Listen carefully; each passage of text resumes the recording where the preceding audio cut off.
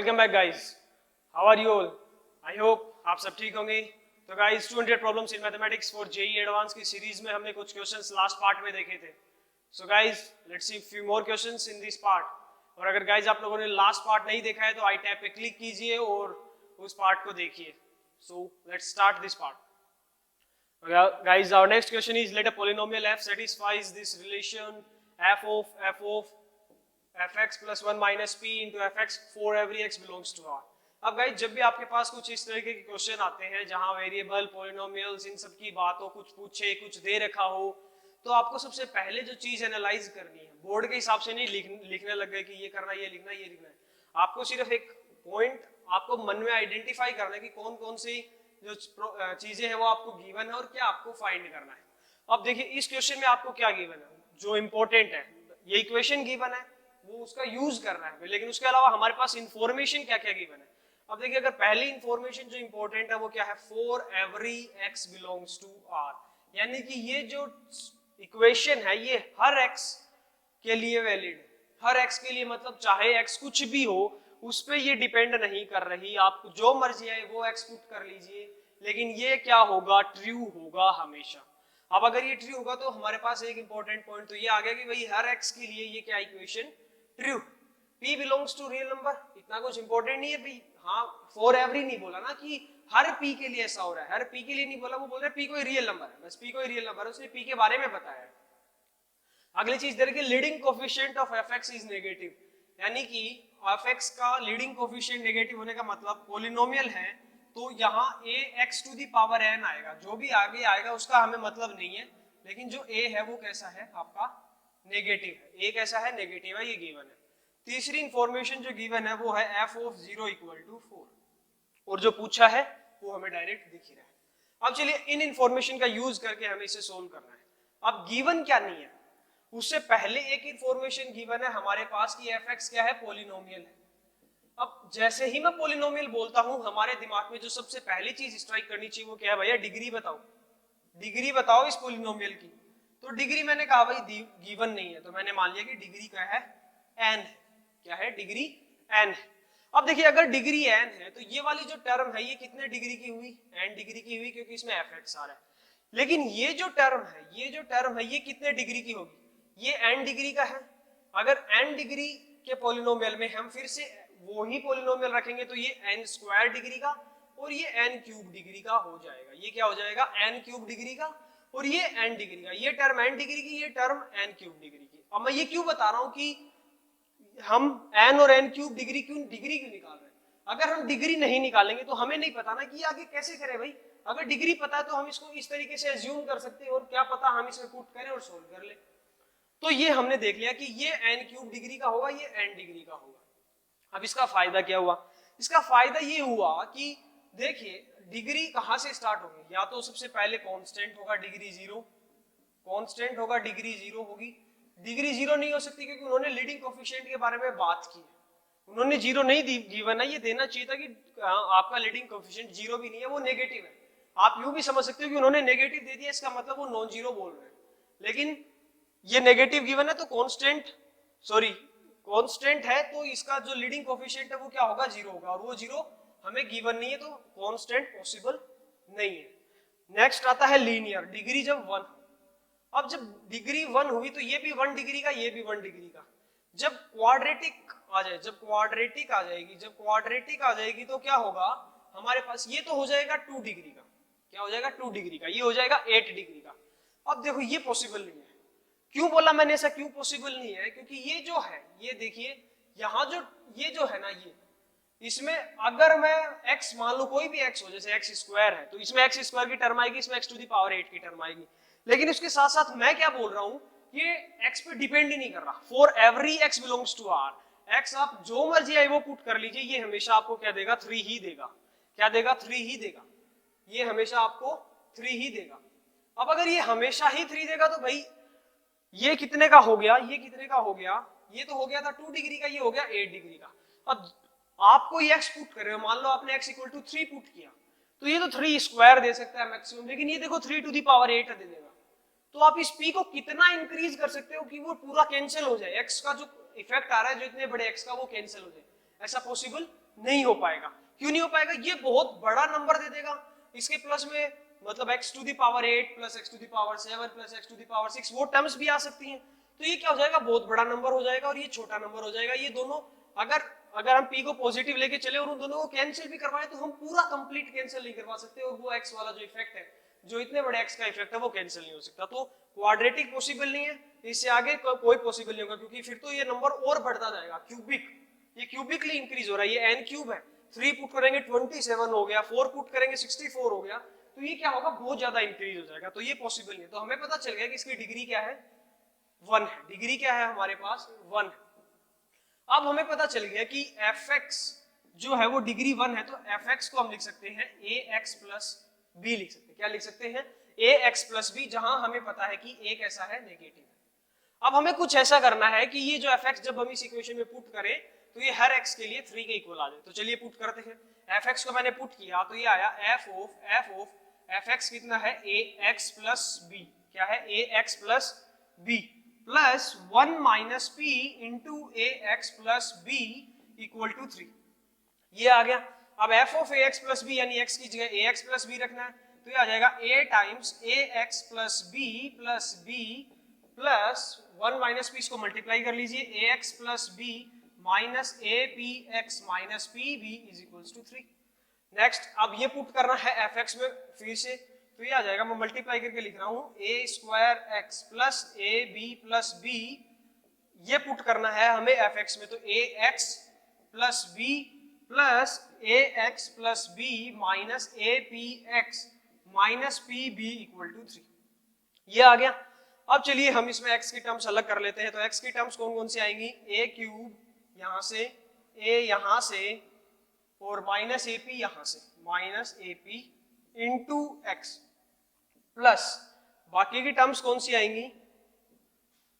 बाकी टर्म्स आएंगी प्लस जो कांस्टेंट बच गई, यहां से आएगी a स्क्वायर b, यहां से आएगी प्लस a b, यहां से आएगी प्लस b और plus b 2b minus pb equal to 3। ये आ गया। अब इस चीज में एक चीज और गिवन है, क्या? For every x belongs to r, for every x belongs to r, ये हर x के लिए ट्रू है। तो ये जो x है, अगर इसका कोफिशिएंट 0 हो जाए तो ये x से इंडिपेंडेंट होके हमेशा 3 दे देगा। यानी इसका कोफिशिएंट क्या करना है? हमें 0 करना है। तो चलिए इसके कोफिशिएंट को 0 कर देते हैं ताकि ये टर्म इंडिपेंडेंट हो जाए और इस टर्म की वैल्यू कुछ ऐसी हो जाए कि 3 के इक्वल हो जाए। फिर चाहे हम x जो पुट करें, इसका कोफिशिएंट तो 0 हो गया ना, तो ये क्या हो जाएगा? इक्वल टू 3 हो जाएगा। चलिए करते हैं। ये आया हमारे पास a cube plus a minus ap equal to 0, ये कुछ ऐसा होना चाहिए। और फिर जो नेक्स्ट है वो क्या है? a square b plus 2b, a square b plus 2b plus ab minus pb equal to 3। अब मैं बोल रहा हूं कि आपको इसमें b पता है। कैसे पता है? आपको गिवन था कि f ऑफ 0 की वैल्यू 4 है, तो f ऑफ 0 4 पुट करते ही b की वैल्यू कितनी आ जाएगी? 4 आ जाएगी। तो एक वेरिएबल, 3 वेरिएबल थे, 3 इंफॉर्मेशन हम सोल्व कर लेंगे। b की वैल्यू आ गई, a और p की वैल्यू निकालनी है। अब a क्योंकि 0 नहीं हो सकता, क्योंकि fx equals to a plus b, ax plus b था, तो a नॉन जीरो था, तो a को हम यहां से हटा देंगे, ये आ जाएगा a square plus 1 equals to p। क्या आ जाएगा? a square plus 1 equals to p। अब चलिए p की वैल्यू उठा के यहाँ पुट कर देते हैं और b की वैल्यू भी पुट कर देते हैं। यहाँ आ जाएगा 4a square plus 8 plus 4a, b की वैल्यू 4 पुट कर दी है, p की जगह रखना है a स्क्वायर प्लस 1, b की जगह रखना है 4। ये आ गया 4a square plus 8 plus 4a। अब यहाँ से ये और ये वाली टर्म कैंसिल हो जाएंगी, जो बचेगा वो होगा 4a, 8 माइनस 4 4 इक्वल्स टू 3, और सॉरी प्लस 4, तो a की वैल्यू आ जाएगी -1/4। a की वैल्यू आ गई, b की वैल्यू आ गई, तो हमारे पास fx आ गया। क्या आ गया? fx आ गया। fx क्या आया? -1/4x plus 4। क्या आ गया? -1/4x plus 4। अब fx की वैल्यू आ गई -1/4x। अब इसका इनवर्स निकाल लेते हैं। f इनवर्स x कितना आएगा? f इनवर्स x आएगा -4 टाइम्स x -4। आपको आई होप इनवर्स निकालना आता होगा। अब हमें करना है integration -1 to 1 f inverse x dx। अब प्रॉपर्टी का यूज कर लेंगे तो आ जाएगा 0 to 1 f inverse x plus f inverse -x dx, ये आ जाएगा। अब f इनवर्स x से -4 तो हम कॉमन ले लेंगे, 0 to 1 f इनवर्स x था हमारा, x -4 बाहर लेते ही, प्लस -x -4 dx, ये आ गया। अब ये आ जाएगा -8 प्लस 32 इंटीग्रेशन 0 to 1 dx, क्योंकि ये टर्म हो जाएगी कैंसिल, तो ये हमारे पास ये आ गया 1, तो ये आ जाएगा 32। आंसर आ गया हमारा कितना, 32। तो आई होप गाइज आपको ये समझ आया होगा, आंसर है हमारा 32। चलिए guys next question. Next question है tan इनवर्स की। हमें जो प्रॉपर्टी कल मैंने बताई थी, जिसमें हमने कोस इनवर्स का एक क्वेश्चन किया था पार्ट फर्स्ट में, कोस इनवर्स समथिंग था जिसे हमने ब्रेक किया था मेथड ऑफ डिफरेंस लगाने के लिए cos inverse x minus cos inverse y में।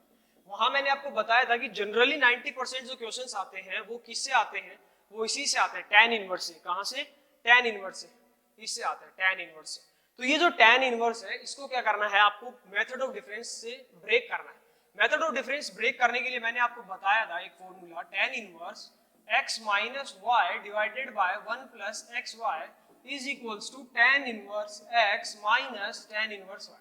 अब मैं अगर कह दूं कि मैं इस फॉर्मेट में अगर इसको ले आऊं इस टर्म को, तो मैं इसमें ये कर सकता हूं, और अगर मैं ये कर सकता हूं तो मेथड ऑफ डिफरेंस हम सबको पता है, समीशन निकालने के लिए काफी आसान होता है, सारी टर्म्स कैंसिल हो जाएंगी। तो चलिए गाइस इसको ब्रेक करते हैं। अब इसको ब्रेक करना है मुझे, पहले मैं सिर्फ इसे ब्रेक करके दिखाता हूं, 4 डिवाइडेड बाय 4 स्क्वायर प्लस 3। अब इसको इस फॉर्मेट में लेके आना है, किस फॉर्मेट में, इस फॉर्मेट में, x minus 1 divided by 1 plus x y की फॉर्मेट में। तो चलिए कुछ करते हैं। इसके लिए आपको जनरली जो करना होता है वो क्या करना होता है, +1 -1 कीजिए। फर्स्ट स्टेप, आपको यहाँ 1 दिख रहा है, तो ये 1 तो आपके हाथ में है ना भाई, 1 तो आपके हाथ में, 1 ऐड कर दो, 1 सब्ट्रैक्ट कर दो, देखी जाएगी जो बाद में होगा, क्योंकि आपको करना ही है। अगर आपको पता ही चल गया कि वो करना ही है तो आप ये करो ना, आप पहले 1 बना लो, उस 1 को फिर छेड़ो मत, फिर इसको कोशिश करो कि ये और ये बना पाओ, एक्स वाई नीचे और 1 प्लस के और x माइनस वाई ऊपर। तो ये कर दिया, ये 1 तो रिजर्व्ड हो गया, ये 1 रिजर्व्ड होते यहाँ आया 4, 1 प्लस ये बन गया 4r स्क्वायर माइनस 2। क्या बन गया, 4r स्क्वायर माइनस 2 बन गया। क्या बन गया, 4r स्क्वायर, सॉरी प्लस 2 बन गया, यस प्लस 2। ओके गाइज, ये 4r स्क्वायर प्लस 2 बन गया। अब मेरे को लगा, अब बताइए इस टर्म को आप ब्रेक कर सकते हो क्या, इस 2 मल्टीप्लीकेशन में? नहीं कर सकते, हमें कोई आगे कुछ नजर ही नहीं आ रहा कि हम इससे आगे कहाँ मूव करें। तो हमने क्या किया, इस मेथड को क्या कर दिया, ड्रॉप कर दिया। क्यों, क्योंकि हम इसमें ब्रेक नहीं कर पा रहे। अब भी हमें लेकिन चाहते हैं ये कि हम इसे ब्रेक कर दें। अब अगर इसे ब्रेक करना है तो एक काम कीजिए, ये जो 4 है r स्क्वायर का कोफिशिएंट है, मुझे इसको हटाना है। तो मैंने क्या किया, इसको 4 से डिवाइड कर दिया, 4 से डिवाइड कर दिया, r स्क्वायर प्लस 3/4 बना दिया। अब वो स्टेप फॉलो कीजिए, अब आप 1 ऐड कीजिए और एक 1 सब्ट्रैक्ट कीजिए। अब ये रिजर्व्ड हो गया, 1 डिवाइडेड बाय 1 प्लस यहाँ आया r स्क्वायर माइनस 1/4, इसमें से ये कम हो गया। अब देखिए ये a square minus b square आप यहाँ लगा सकते हो, तो ये 2 टर्म्स में ब्रेक हो गया, r minus 1/2 into r plus 1/2। अब आपने इतना फॉर्मेट तो बना लिया कि 1 बाय जो भी ऊपर वाला छोड़िए, एक बार नीचे 1 प्लस एक्स वाई बना लिया। अब आपको चाहिए ऊपर x माइनस वाई, तो देखिए है ना, दिस माइनस दिस कितना आएगा, 1 आएगा। तो ये क्या हो गया, उसमें ब्रेक हो गया। अब अगर ये उसमें ब्रेक हो गया तो यहाँ से हमारे पास x की वैल्यू कितनी आई, r प्लस 1/2, और y की वैल्यू कितनी आई, r माइनस 1/2। क्या आई, x की वैल्यू r प्लस 1/2 और y की वैल्यू r माइनस 1/2। ये हमारे पास x और y आ गए। तो अब जो हमारे पास बना वो क्या बना, tan इनवर्स अंदर जो टर्म बनेगी मेथड ऑफ डिफरेंस लगाने के बाद r plus 1/2 minus tan inverse r minus 1/2। ये मैंने लिख दिया किसको, ये जो हमने ये जो टर्म लिखी थी tan inverse 4 divided by 4r square plus 3 को हमने इस तरीके से क्या कर लिया, ब्रेक कर लिया। चलिए अब आगे करते हैं। अब मुझे निकालना है सिग्मा और आगे है हमारा tan। r is from 1 to infinite. अब जो ब्रेक करने के बाद मैं उसे डायरेक्ट लिख रहा हूं, tan inverse r plus 1/2 minus tan inverse r minus 1/2। ये आ गया tan inverse r plus 1/2 plus minus tan inverse r minus 1/2, ये आ गया। अब चलिए r is equals to 1 put करते हैं, r इज इक्वल्स टू बाहर tan है, r इक्वल्स टू 1 पुट किया तो ये आया tan inverse 3/2 minus tan inverse 1/2 plus 2 put किया तो tan inverse 2 to 5/2 minus tan inverse 3/2। अब यहां हम एक छोटी सी गलती कर देते हैं। क्या गलती कर देते हैं, ये इनफाइनाइट तक तो हम सोचते हैं कि ये चलता जाएगा, हाँ ये चलता जाएगा, लेकिन गाइस इसमें एक प्रॉब्लम है। क्या प्रॉब्लम है? वो प्रॉब्लम ये है कि tan इनवर्स के पास जब इनफाइनाइट जाता है, यानी जब उसका इनपुट इनफाइनाइट होता है, तो वो क्या करता है, एक वैल्यू देता है। क्या वैल्यू देता है? π/2। तो अब सोचिए अगर यहां हमारे पास इसका वैल्यू π/2 जाएगा, अगर इसकी वैल्यू π/2 हमारे पास, सॉरी इनफाइनाइट अगर इसके पास जाएगा, तो ये क्या देगा? π/2 देगा, और वो π/2 तो हमारे कंप्लीट आंसर को चेंज कर देगा। तो इस चीज को डील करने के लिए आप हमेशा एक काम किया करें, आप पहले डायरेक्ट इनफाइनाइट पुट ना करें, पहले इसको n टर्म्स तक लेके जाएं और उन n को इनफाइनाइट टेंड करवा दें। क्या करवा दें? n को इनफाइनाइट टेंड करवा दें, तो ये आ जाएगा tan inverse n + 1/2 minus tan inverse n - 1/2। अब यहां मैं लिमिट लगा रहा हूं कि ये जो n है ये इनफाइनाइट जा रहा है। यहां मैंने यूं समझ लीजिए कि अंदर लिमिट लगाई है n टेंडिंग टू इनफाइनाइट की, कि n जो है वो लिमिटेड नहीं है, वो चलता जा रहा है। अब कीजिए तो ये आएगा प्लस 2 छोड़ के माइनस, प्लस 2 छोड़ के माइनस, तो माइनस इसका प्लस पीछे रह गया। अब हमारे पास जो बचा वो क्या बचा? वो ये है tan limit n tends to infinite tan inverse, sorry minus tan inverse 1/2 plus tan inverse n + 1/2। ये यहां तक है, ठीक है। अब ये जो, अब इसमें मैं अगर लिमिट लगा दूं कि limit n tends to infinite है, तो tan इनवर्स इनफाइनाइट कितना हो जाएगा? π/2। कितना हो जाएगा? π/2। तो ये आ गया tan times π/2 minus tan inverse 1/2, tan inverse 1/2। अब हमारे पास जो फाइनली आ रहा है वो ये आ रहा है tan π/2 माइनस tan इनवर्स 1/2। अब चलिए इसको सोल्व कर लेते हैं। ये आ जाएगा tan, ये आ जाएगा cot इनवर्स 1/2 और इसकी वैल्यू आ जाएगी हमारे पास 2। कितनी आ जाएगी? 2। इसको आप चेंज कर लीजिए, tan इनवर्स 2। अब सोचिए अगर मैं यहां ये लिमिट नहीं लगाता और जैसा हम जनरली कर लेते हैं, क्या कर लेते हैं हम, क्या करते हैं, इसको भगाते रहते हैं, ये लास्ट ईयर टर्म्स को इग्नोर कर देते हैं कि चलो ये चलता रहेगा, कटते रहेंगे। तो होता क्या कि ये सारे कट जाते और ये सिर्फ एक टर्म बचती, उससे हमारा ये आंसर नहीं आता। तो गाइज इस चीज का आपको विशेष ध्यान रखना है कि आप इसे यूं ही करें, फिर आपका आंसर -2 आता, ये नहीं आता जो है। और अभी चलिए देखते हैं इसका आंसर क्या है। इसका आंसर है 2। Okay guys, so next question है हमारे पास, काफी इंटरेस्टिंग क्वेश्चन है।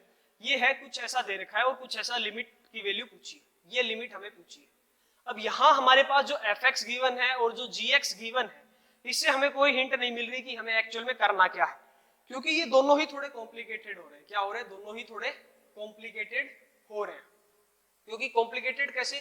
देखिए भाई, इसमें भी मेरे को कुछ हिंट नहीं है कि भाई क्या करूं मैं, ये उठा के पुट करूंगा तो ये तो बहुत गंदा सोल्व हो जाएगा। लेकिन यहाँ जो है ना, यहाँ हमारे पास कुछ दे रखा है 1 - GNX। ये जो चीज है 1 - GNX, ये क्यों स्ट्राइक की मुझे?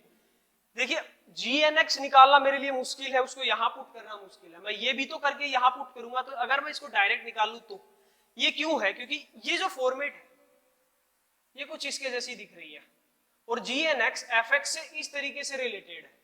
तो कुछ मुझे ऐसा लगा कि मैं इसको इस तरीके से इस फॉर्मेट को यूज कर सकता हूं, 1 - x⁻p 1 - GNX। अब कैसे यूज करना वो यहां से देखते हैं। मेरे को ये निकालना, अब मेरा मोटिव हो गया, मुझे ये निकालना है। वो कहां से मिला? वो यहां से हल्का सा हिंट मिला। अब चलिए 1 - GNX निकालते हैं। तो 1 - GNX निकालने के लिए मैंने क्या लिखा? 1 थोड़ा इसको मैं पीछे ले आता हूं, 1 - GNX हमें निकालना है। 1 - GNX कितना आएगा? 1/fx प्लस, एलसीएम ले लिया मैंने direct, 1 plus this plus 1/f(3x) plus ये चलता रहेगा प्लस 1/f(nx) माइनस n। जितनी टर्म्स ये होंगी उतना n होगा, divide by 1 plus fx plus 1/f(2x) plus ये चलता रहेगा प्लस 1/f(nx). ये आ गया। अब देखिए यहां से जो फॉर्मेट बना वो क्या बना? 1 - GNX। 1 - GNX कितना आया? अगर मैं इस n को लिख दूं 1 + 1 + 1 अप टू n टाइम्स, कितनी टाइम्स? n times. तो ये जो 1 है ये हर एक टर्म को मिलता जाएगा, तो ये आ जाएगा 1/fx - 1 similarly 1 plus 1 by f of 2x minus 1 plus 1 by f of 3x minus 1 और similarly last term 1 by f of nx minus 1 ये आ जाएगा और डिवाइड में ये जो भी टर्म है पूरी ये आ जाएगी, ये आ गया। अब चलिए इससे आगे क्या करना है, हमें दे रखा है कि fx की वैल्यू जो है वो 1 minus x to the power p है और हमें जो gnx में मिल रहा है कुछ इस तरीके का फॉर्मेट मिल रहा है 1 बाई एफ एक्स माइनस 1, क्योंकि ये देखिए यहां हमें क्या मिल रहा है, ये ही मिल रहा है। अब हमें इससे ये निकालने की कोशिश करनी है, हमें चाहिए 1 बाई एफ एक्स माइनस 1। तो मैंने क्या किया, सबसे पहले एफ एक्स से डिवाइड कर दिया, एफ एक्स से क्या कर दिया, डिवाइड कर दिया, क्योंकि मुझे एफ एक्स डिनोमिनेटर में चाहिए था। यहाँ आ गया x to the power p divided by f of x, इसको इधर ले आया, इसको उधर ले गया, तो ये आ गया x to the power p divided by f of x equal to 1 by f of x minus 1। ये देखिए ये आ गया हमारे पास वो का वो फॉर्मेट। तो वो जो फॉर्मेट है वो हमें gnx में चाहिए था ऐसा कैसा, लेकिन हमारे पास तो अब ये आ गया। चलिए 1 माइनस gnx को थोड़ा और अच्छे से लिख लेते हैं। 1 माइनस gnx हमारे पास क्या आया, 1 माइनस gnx में क्या था, 1 by F x minus 1, 1 by f of 2x minus 1, 1 by f of 3x minus 1 plus 1 by f of nx minus 1, ऐसा चलता जा रहा था। अब चलिए इसको चेंज करते हैं थोड़ा सा। 1 बाई एफ एक्स माइनस 1 को मैं क्या लिखूंगा, 1 बाई एफ एक्स माइनस 1 को ये लिखूंगा x to the power p divided by f of x। अब जो नेक्स्ट है उसके अंदर f of 2x है, यानी x की जगह क्या पुट करना है, 2x पुट करना है। तो f of x की जगह 2x पुट करना है, तो ये आ जाएगा 2x to the power p divided by f of 2x plus 3x to the power p divided by f of 3x। Similarly ये चलता जाएगा और यहाँ आ जाएगा nx to the power p divided by f of nx। ये आ गया डिवाइड बाय जो भी टर्म थी, ये आ गया हमारा 1 माइनस gn of x। अब इसको डिवाइड करना है, लिमिट जो निकालनी है उसमें क्या है, x to the power p क्या है हमारा डिनोमिनेटर में, तो डिनोमिनेटर में तो चलिए इसमें डिवाइड कर देते हैं, या फिर यहाँ से जो x की पावर p कॉमन आएगा उसको डिवाइड में ले आइए। तो यहाँ से मेरे पास जो फॉर्मूला जो हमें पूछा था वो इस फॉर्मेट में आ गया, किस फॉर्मेट में आ गया, 1 by f of x plus 1 by f of 2x और ऊपर आ जाएगा 2 to the power p plus 3 to the power p divided by f of 3x plus ये चलता जाएगा n to the power p divided by f of nx तक, divided by जो था। अब हमें इस पे लिमिट लगानी है, क्या लगानी है, लिमिट लगानी है। अब हमें निकालना है limit 1 minus g n x divided by x to the power p, जो अभी अभी हमने क्या किया, यहाँ निकाला। अगर हमने इसको यहाँ निकाला था तो अब इसमें लिमिट की वैल्यू कितनी है, 0, लिमिट है x टेंड्स टू 0। अब अगर x 0 को टेंड करेगा तो जो, चलिए यहाँ अब चलो f of 0 नीचे आ जाएगा और f of 0 की वैल्यू क्या आएगी, यहाँ से f of 0 की वैल्यू आ जाएगी यहाँ से हमारे पास 1, वो हमने यहाँ निकाल ली। तो चलिए लिखते हैं, डिवाइड में तो 1 हो जाएगा, यहाँ ये सारे 1 हो जाएंगे, ये नीचे वाले n टाइम्स आएंगे, तो नीचे वाला कितना हो जाएगा, n हो जाएगा, क्या हो जाएगा, n हो जाएगा।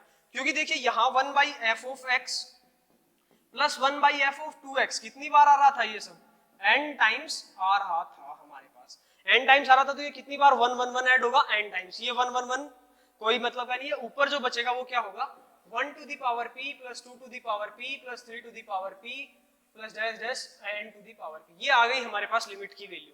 अब जो हमें पूछा है वो है n इक्वल टू 5 और p इक्वल टू 3 पर, तो n की वैल्यू तो है 5 और p इक्वल टू 3, तो 1 cube plus 2 cube plus 3 cube plus 4 cube plus 5 cube, क्योंकि n की वैल्यू क्या दे रखी है, 5 दे रखी है। चलिए निकाल लेते हैं, 1 plus 8 plus 27 plus 64 plus 125 divided by 5। अब आप इसे सोल्व कर लीजिए, हमारा आंसर आ जाएगा और आंसर आएगा 45। ओके गाइज, आई होप आपको ये क्वेश्चन समझ आया होगा। चलिए गाइज नेक्स्ट क्वेश्चन है हमारे पास रेंज का। क्या निकालनी है हमें, रेंज निकालनी है। रेंज क्या होगी, ये फंक्शन इसकी रेंज निकालनी है और ये हमारे पास fx गिवन है। तो चलिए निकालते हैं। हमें गिवन है fx is equals to pi under root pi plus 7 x plus 7 minus 4 divided by x minus 9। अब मेरा एक छोटा सा सवाल है कि आप इस क्वेश्चन को कैसे प्रोसीड करोगे, आप इसमें पहला स्टेप क्या लोगे, तो आप इसे एक बार थिंक अबाउट इट।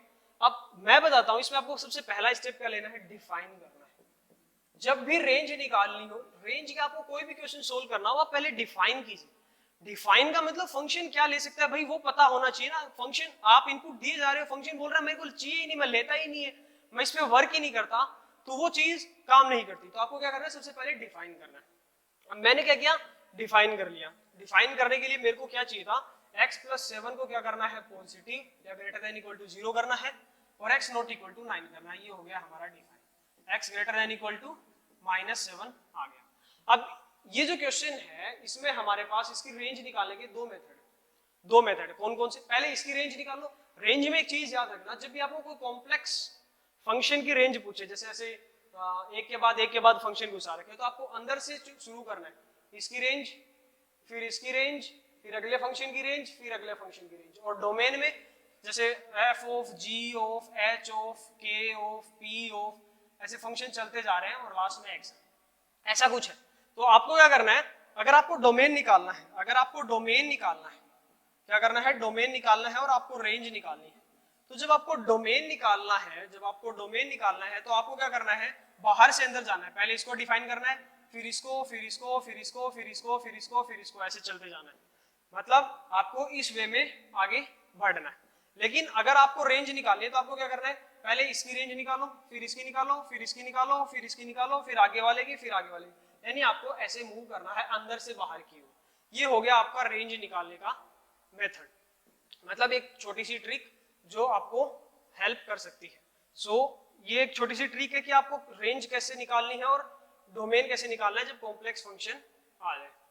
तो चलिए इसमें क्या करते हैं, हमारे पास हमें जो फाइनल रेंज निकालनी है वो किसकी निकालनी है, इसकी निकालनी है। इसके लिए हमें fx की रेंज पता होनी चाहिए ताकि हम बाहर वाले की रेंज फिर निकाल सके।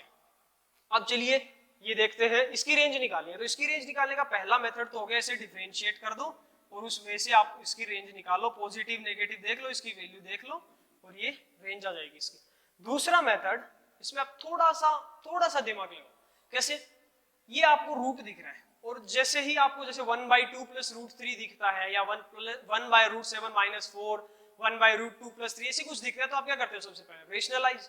तो चलिए इसमें भी हम क्या करते हैं, रेशनलाइज करके देखते हैं। ये था मेथड 1 जो आप यूज कर सकते हो, जो जनरली स्ट्राइक भी करता है कि हम ऐसे कर लेते हैं, इसको डिफरेंशिएट करके इसकी रेंज निकालते हैं और फिर इसको बाहर की तरफ मूव कर लेते हैं। ये चीज काम कर जाएगी, टाइम कंज्यूमिंग है। तो चलिए इसको रेशनलाइज करते हैं। रेशनलाइज किया तो ये आ गया √x + 7 - 4 divided by x - 9 into √x + 7 + 4 divided by √x + 7 + 4। तो ये आ गया, ये a + b into a - b जैसा हो गया। तो ये तो आ जाएगा x - 9 divided by x - 9 1/√x + 7 + 4। ये कैंसिल हो जाएगा। बस ध्यान रखना कि x की वैल्यू क्या नहीं है, 9 नहीं है। तो हमारे पास fx की वैल्यू कितनी आ गई, fx आ गया पाई टाइम्स 1/√x + 7 + 4। ओके, अब इसमें भी कॉम्प्लेक्स फंक्शन है, ये फिर ये फिर ये फिर पूरा हो गया। अब हमें पता है कि x + 7 क्या होगा, ग्रेटर देन इक्वल टू 0 होगा। इसका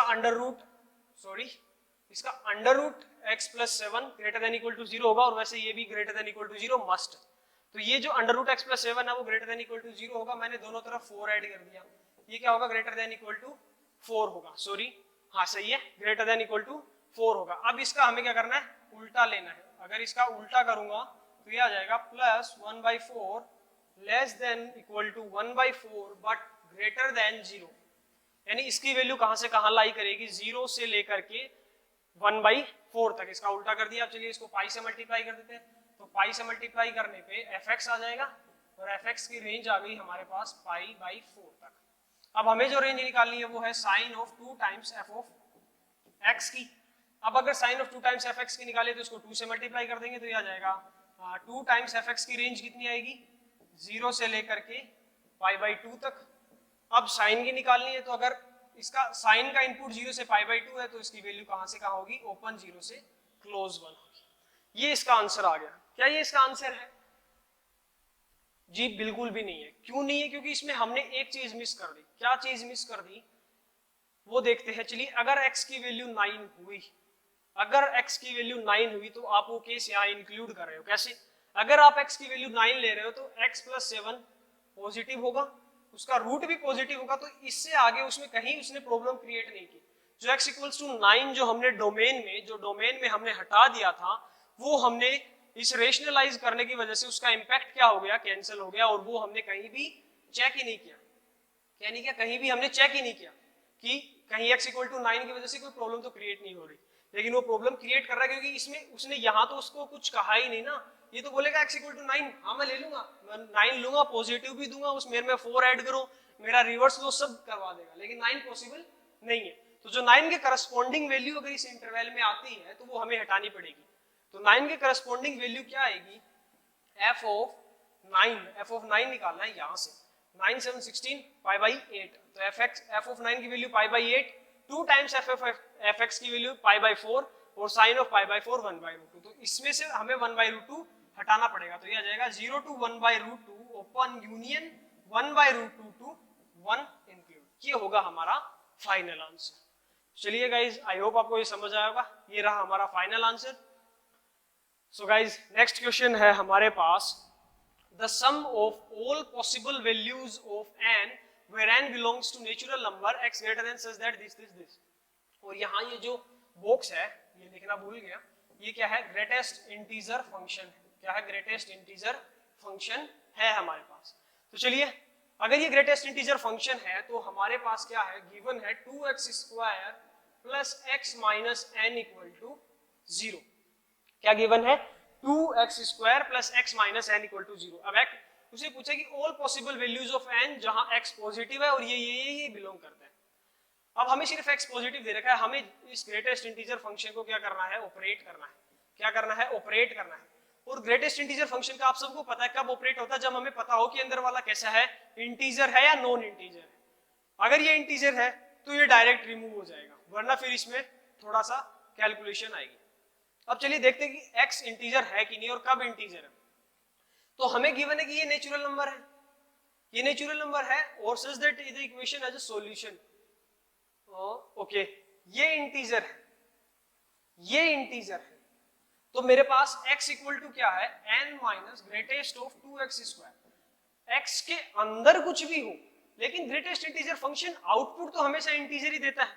तो हमें पता है कि ये इंटीजर है, ये भी इंटीजर है, और दो इंटीजर का डिफरेंस भी इंटीजर होगा, दोनों का डिफरेंस है वो भी इंटीजर होगा।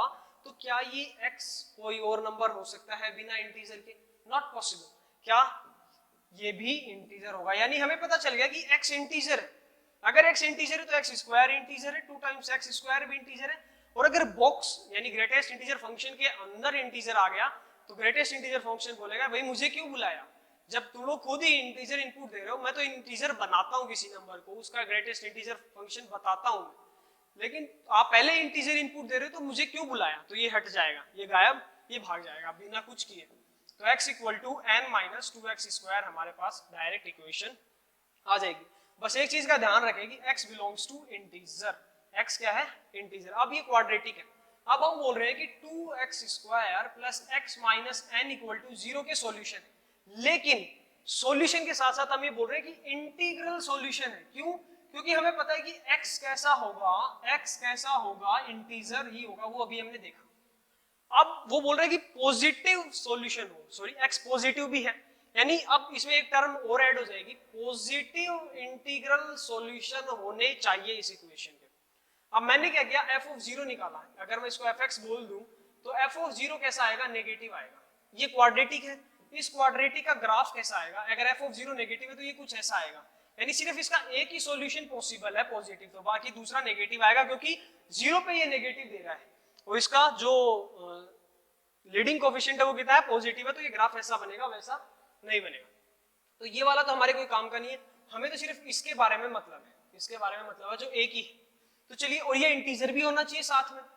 अब 0 के बाद आप पुट करके देखते हैं, जब वैल्यू n की एक्सीड कर जाएगी किससे, 100 से, किससे एक्सीड कर जाएगी, 100 से, तब हम वहां रुक जाएंगे। अब हमारे पास n की वैल्यू आ गई 2x स्क्वायर प्लस x, ठीक है। अब अगर x की वैल्यू 1 पुट की तो n की वैल्यू आ गई 3, जो पॉसिबल नहीं है। क्यों पॉसिबल नहीं? क्योंकि n की मिनिमम वैल्यू 10 होनी चाहिए। नेक्स्ट हमने पुट किया x equal to 2, x equal to 2 put किया तो n की वैल्यू आ गई 2 2 4 4 2 8 10, वो भी पॉसिबल नहीं, क्योंकि यहाँ 10 इंक्लूडिंग में नहीं है।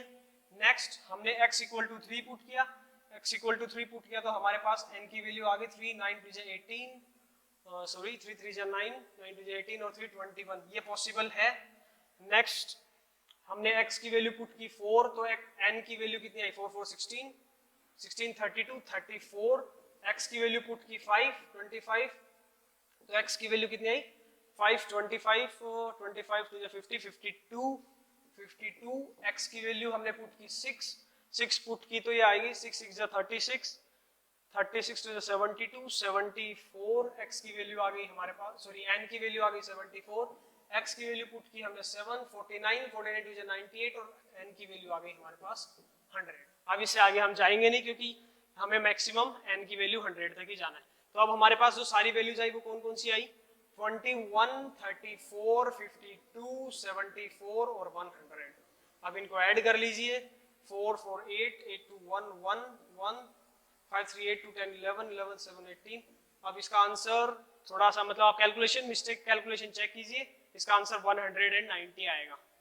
इसमें आप कुछ मिस कर रहे होंगे, हम कोई वैल्यू 4 4 16 16 32 32, सॉरी यहाँ मिस कर दिया ना, 32 प्लस 4 36 आएगा 36 आएगा। सिमिलरली यहाँ भी हमारे पास 20, यहाँ भी 55 आएगा। ये कुछ लिटिल मिस्टेक्स है जो आप चेक कर सकते हैं। चलिए 72 यहाँ भी थोड़ा सा ये भी गलत है, ये भी गलत है, ये भी गलत है। आप कैलकुलेशन है पुट करना है और आगे चेक करना है। आंसर हमारे पास कितना आएगा 190 आएगा। चलिए गाइज नेक्स्ट क्वेश्चन और आज के लेक्चर का last question. If equations this have common root. अब जैसे ही कॉमन रूट की बात कर दे तो कॉमन रूट में दो चीजें पॉसिबल है, या तो क्योंकि ये क्वाड्रेटिक है ये भी क्वाड्रेटिक है, तो क्वाड्रेटिक में दो ही चीजें पॉसिबल है, या तो एक रूट कॉमन होगा या दोनों रूट कॉमन होंगे या कोई रूट कॉमन नहीं होगा। लेकिन वो बोल रहा है कॉमन रूट है, लेकिन उसने ये नहीं बोला कि एक रूट कॉमन है कि दो रूट कॉमन है। तो हम ये मान के चलते हैं कि बस रूट कॉमन है, हमें नहीं पता कि एक आएंगे या दो आएंगे, हमें सिर्फ फिलहाल रूट्स के बारे में पता है। और फिर पूछ रहा है कि मिनिमम वैल्यू बताओ a प्लस बी प्लस सी के। तो गाइज इस टाइप के क्वेश्चन में जो हम कर सकते हैं वो क्या होगा, एक तो डायरेक्ट मेथड है जो हम लगाते हैं कि भाई कॉमन रूट्स है वो लगा के देख लेंगे, करते रहेंगे तो हमारे पास आ जाएगा। लेकिन यहाँ जब हम इस इक्वेशन को चेक करते हैं, क्योंकि इसी के बारे में हमारे पास इंफॉर्मेशन है, इसमें तो वेरिएबल भरे पड़े हैं, तो ये आ जाएगा 2x square plus 3x plus 4 equal to 0। जब जैसे ही मैंने इसका d निकाला वो कैसा आया, नेगेटिव आया। कैसा आया, d नेगेटिव आया। 9 9 माइनस 8 टू 16, ये नेगेटिव आ जाएगा। d नेगेटिव आने का क्या मतलब है, इसका कोई भी रियल रूट नहीं होगा, कोई भी रियल रूट नहीं होगा। क्या नहीं होगा, कोई भी रियल रूट नहीं होगा। अगर इस इक्वेशन का कोई भी हमारे पास रियल रूट आ ही नहीं रहा और वो बोल रहा है कि इसके साथ कम से कम एक रूट तो कॉमन है। अब अगर इसका रियल रूट नहीं तो इसके जो रूट्स होंगे वो कॉम्प्लेक्स होंगे, और अगर कॉम्प्लेक्स होंगे तो वो कॉन्जुगेट होंगे, क्योंकि इसके कोफिशिएंट्स क्या है, रियल है। अगर इसके कोफिशिएंट्स रियल हैं तो इसके जो रूट्स हैं वो क्या होंगे, कॉन्जुगेट होंगे। अगर एक a प्लस आयोटा b है तो दूसरा a माइनस आयोटा b होगा ही होगा। अब वो बोल रहे हैं कि मान लीजिए a प्लस आयोटा b इसके साथ कॉमन है, तो a माइनस आयोटा b भी तो इसका रूट होना पड़ेगा। क्यों भाई, अगर इसका a b c रियल दे रखे हैं, नेचुरल नंबर दे रखे हैं, नेचुरल नंबर वाली इंफॉर्मेशन तो बाद की है, लेकिन ये रियल है, इसके कोफिशिएंट भी रियल है और इसका रूट भी एक इमेजिनरी है। तो अगर इसका रूट भी इमेजिनरी है और इसके कोफिशिएंट्स भी रियल हैं, तो इससे हम ये बताएंगे कि जो दोनों रूट्स हैं वो क्या होंगे, आपस में कॉन्जुगेट होंगे। और अगर एक रूट ये है तो दूसरा ये होगा, तो हम कह सकते हैं कि इसके और इसके बोथ रूट्स कॉमन है। क्या है, both roots are common, both roots are common, both roots are common. तो आई होप गाइस ये चीज आपको समझ आई होगी कि इसके दोनों रूट्स क्या है, कॉमन। अगर दोनों रूट्स कॉमन है तो मेरे पास एक इक्वेशन तो है 2x square plus 3x plus 4 equal to 0, और दूसरी इक्वेशन है 4ax square plus 5bx, 4ax square plus 5bx plus 6c is equal to 0। अब अगर दोनों रूट्स कॉमन है तो हमें पता है कि 2 डिवाइडेड बाई 4a इक्वल होगा 3 डिवाइडेड बाई 5b के इक्वल होगा 4 डिवाइडेड बाई 6c के। अब एक चीज इंफॉर्मेशन और यहां दे रखी है इंपॉर्टेंट वाली, वो क्या है, abc क्या है, नेचुरल नंबर। क्या है, abc क्या है हमारे पास, a, b, c क्या है, गिवन है कि वो नेचुरल नंबर्स है। क्या है, नेचुरल नंबर्स है। अगर ये नेचुरल नंबर्स है तो मैं मान लूं कि पूरा सिस्टम किसी लैम्डा के इक्वल है, किसी लैम्डा के इक्वल है, तो ये आ जाएगा 1/2a equal to lambda, 3/5b equal to lambda, और ये आ जाएगा 2/3c इक्वल टू लैम्डा। ये आ गया। चलिए नेक्स्ट, अब यहां से हम लिख सकते हैं a आ जाएगा 1/2 लैम्डा, a आ जाएगा 1/2 लैम्डा, और b आ जाएगा हमारे पास 3/5 लैम्डा, b आ जाएगा 3/5 लैम्डा, और c आ जाएगा हमारे पास 2/3 लैम्डा, c आ जाएगा 2/3 लैम्डा। अब ये लैम्डा कुछ ऐसा होना पड़ेगा कि a भी नेचुरल नंबर हो, b भी नेचुरल नंबर हो, और c भी नेचुरल नंबर, ये तीनों क्या आए हमारे नेचुरल नंबर आए। अब चलिए मैं 1/λ मेरे को जज नहीं रहा, मैंने 1/λ को कुछ k मान लिया, कोई प्रॉब्लम नहीं है, वो कोई कांस्टेंट है, वो चेंज होता रहेगा। 1/λ कुछ है, उसका रेसिप्रोकल k है, तो मैं a को क्या लिख सकता हूँ, k/2 लिख सकता हूँ, b को क्या लिख सकता हूँ, 3k/5 लिख सकता हूँ, और c को क्या लिख सकता हूँ, 2k/3 लिख सकता हूँ। आप वहां भी ये काम कर सकते थे, इससे बेटर आप इसको 4a/2, 5b/3, 6c/4 लिखो और इसको लैम्डा के इक्वल कर लो, वो स्टेप लिखनी नहीं पड़ेगी, वो हमने ऐसे अज्यूम कर लिया तो वो हमने वो लिख दिया। चलिए अब हमें के कुछ ऐसा चाहिए कि ये नेचुरल बन जाए। अगर ये नेचुरल बन जाए और मिनिमम भी हो, क्यों, क्योंकि हमने उसने पूछा कि मिनिमम वैल्यू बताओ, भाई मिनिमम वैल्यू कम से कम, क्योंकि नेचुरल नंबर तो ऐसे बहुत सारे होंगे कि जिनके लिए ऐसा इनका रेशियो क्या आ जाए, सेम आ जाए, तो मिनिमम भी हो और नेचुरल भी हो। अगर मिनिमम रखना है तो मैं बोलूंगा कि के डिविजिबल होना चाहिए 2 से, के डिविजिबल होना चाहिए 5 से, और के डिविजिबल होना चाहिए 3 से भी, तीनों से डिविजिबल होना चाहिए। क्योंकि अगर मान लो 2 से हो गया 5 से नहीं हुआ तो यहाँ इंटीजर नेचुरल नहीं आएगा, 2 से हो गया 5 से हो गया 3 से नहीं हुआ तो यहाँ नहीं आएगा, 5 से हो गया 3 से हो गया तो यहाँ नहीं आएगा, तो इन तीनों से क्या होना पड़ेगा, उसे डिविजिबल होना पड़ेगा। अब अगर इन तीनों से डिविजिबल होगा तो कम से कम यही पॉसिबिलिटी है कि वो 2 से भी हो, 5 से भी हो और 3 से भी हो। इसके बाद तो उसकी बहुत सारी पॉसिबिलिटीज हो जाएंगी, यहाँ 4 आ जाए, यहाँ 10 या 6, तो मिनिमम के की वैल्यू कितनी आ सकती है, 5 2 10 3 30 आ सकती है। क्या आ सकती है, 30 आ सकती है। अगर के की वैल्यू 30 आ सकती है मिनिमम, तो ए की मिनिमम वैल्यू आएगी 15, बी की मिनिमम वैल्यू आएगी 18, और सी की मिनिमम वैल्यू आएगी 20, और ये total a plus b plus c आ जाएगा 53। यानी a plus b plus c की मिनिमम वैल्यू कितनी आएगी हमारे पास, a plus b plus c की मिनिमम वैल्यू कितनी आएगी, 53 आएगी। सो गाइज ये हो गया हमारा answer 53। Okay guys, so guys I hope आप सबको ये क्वेश्चन समझ आए होंगे, and guys subscribe the B Gyaan channel for and hit the bell icon for all latest updates, ताकि आपको सारे नोटिफिकेशंस आते रहे। And guys, keep supporting and share with your friends who are preparing for JEE. Thank you and take care.